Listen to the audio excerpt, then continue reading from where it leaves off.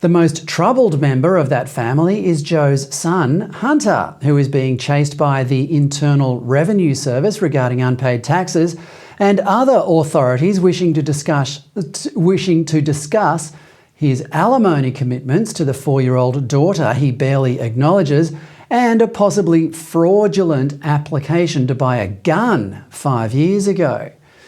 Joe is standing by Hunter, as all good fathers do. But his protestations of innocence here are a little disingenuous, to say the least. Sir, there is something personal that's affecting you. Your son, while there's no ties to you, could be charged by your Department of Justice. How will that impact your presidency? First of all, my son's done nothing wrong. I trust him. I have faith in him. And it impacts my presidency by making me feel proud of him. As with most American politics, there is more going on here than meets the eye.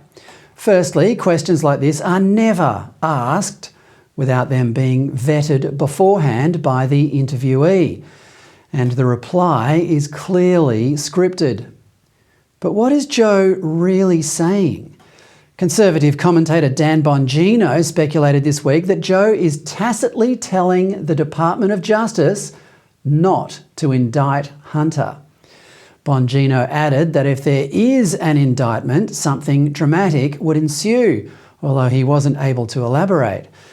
The Washington establishment and even the media are now reconsidering their commitment to the Democrat Party and people like Joe Biden, but it's still doubtful that the people in the CIA, FBI and Department of Justice who have either helped or ignored the rising levels of corruption in Washington will ever be brought to account.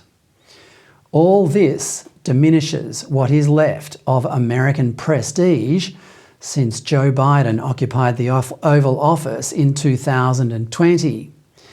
Anybody over the age of, say, 40 who was raised on the triumphalism, rugged individualism and brash confidence of American TV, movies, music and pop culture is probably reeling with the idea that American hegemony is coming to an end.